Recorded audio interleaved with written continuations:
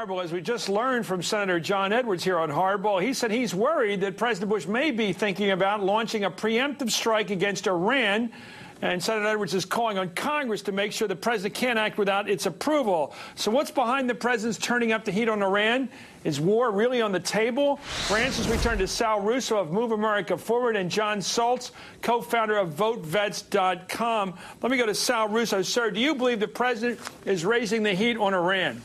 Of course he's raising the heat. You know, we know that Iran is a sponsor of terrorism, whether it's Hamas or providing IEDs to the insurgents in Iraq.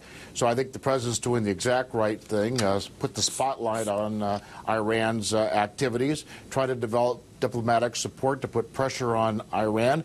And most importantly, once you identify the Revolutionary Guard as a terrorist organization, that allows the economic sanctions in terms of all their businesses and investments and puts economic pressure on Iran. That economy is teetering today, and any kind of pressure is going to certainly make it a lot easier to deal with the Iranians. Much like President Reagan did with the Soviet Union, we basically bankrupted the Soviet Union and brought it into communism. We really need to do everything we can to bankrupt Iran so we can get rid of that rogue regime as quickly as possible. Let me go to Jon Soltz. We did a number of those things that we're doing now before we went to war with Iraq.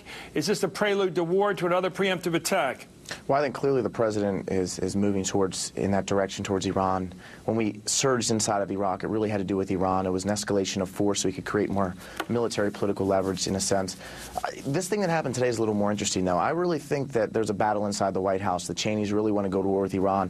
Condoleezza Rice today moved maybe in a little different manner with this diplomatic issue. I mean, this is a much better move than striking Iran. Obviously, we sent 2 extra carrier groups to the region at the surge time. Also in the surge, we sent Patriot missile batteries to the region, which we pulled out of Iraq in 2003. So I think the question now is, what do they do with this? This isn't necessarily a bad move. This is much better than war. But do they go the Condoleezza Rice route, where they engage the world and try to shut down these business relationships that Iran has? Or do they go the Dick Cheney route and launch preemptive strike on Iran with no diplomatic negotiation, which would be detrimental to Israel's security with the Hezbollah militia on Israel's northern border? And it would totally undermine our troops in Iraq, because you'd have 2 major Shia militias rise up and start fighting American troops at a time when we're trying to just simply control Baghdad and fight al-Qaeda in Iraq. Mr. Russo, you can expect that the Iranian government's not going to like this, being squeezed and identified once again as an evil country, being identified as a terrorist organization. Do you expect this is going to beat up the heat between us and them and lead toward a war, or this is going to lead away from a war? Well, Chris, I think very much like what I just said about Reagan putting pressure on the Soviet Union. Well, let's talk about that region, though, where we've had a more recent experience with this president. This president is not named Reagan. His name is named Bush. He did not use economic pressure to get something done. He started a war. So will this guy do it again and start another war, or not? Or do you see this as an alternative route? I don't think that the war in Iraq was done precipitously. We had tried through the UN for years and years and years to get Saddam Hussein to be cooperative, and we were unsuccessful. Right, because the president was willing to take us to war if he didn't get what he wanted done economically. Do you believe this president is willing to take us to war if he doesn't get us done what he wants done economically? No, I don't think any president wants war, and I don't think this president wants war. Will he take us to war? Is he taking us toward that course? No, I don't think this is a path to war. I think what this is a path to do is to get the Iranians to wake up and recognize that their path of supporting terrorism doesn't work. We should never take off the table, as Senator Edwards did, the fact that we may strike. We want to have our enemies not sure what we're going to do. We want them fearful of what actions we might take. We want to get them to the table. We want to negotiate with them. We want them to give up their war on terrorism. Do you expect this president, one last question to you, Mr. Russo, do you expect this president to attack Iran before he leaves office? I don't, Chris, obviously I don't know all the intelligence, and the one thing I do know is we don't want Iran with that rogue regime to be a nuclear power.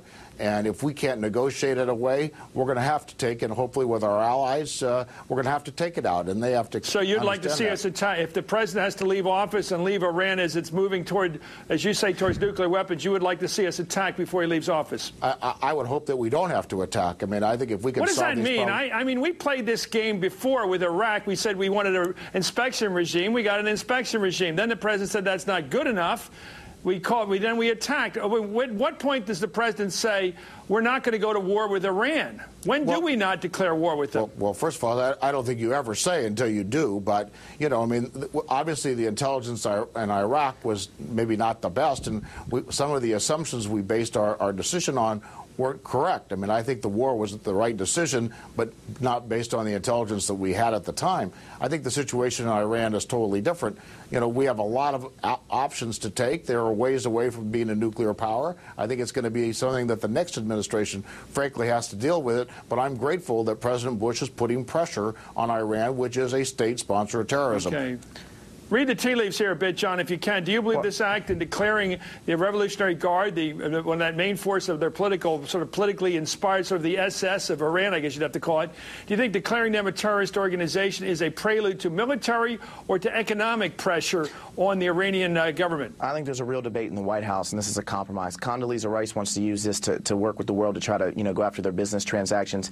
I think Dick Cheney sees it as an opportunity, clearly, to brand the Revolutionary Guard as a terrorist organization, and he's really pushing towards this march forward. There's no question they've made military maneuvers to increase, what they think is military leverage. But where Mr. Russo is so wrong is that George Bush took the military option off the table with Iran 4 years ago when he invaded Iraq, because he strengthened Iran inside the region. He's hindered Israel's security. And this is what's important to understand, because you have these two Shia militias that are invested in Iraq by Iran. Mr. Sistani, the leading Shia cleric in Iraq, is Iranian. So I think when you have 9 out of your 10 Army divisions stuck on the ground in combat in Iraq, we're at 15-month tours, we're having a debate in this country about the draft, shooting, who would you bet on, Condi Rice or Dick Cheney to have the presidency or ultimately? Last time around, Colin Powell was challenging Dick Cheney, as we understand now. He lost the argument.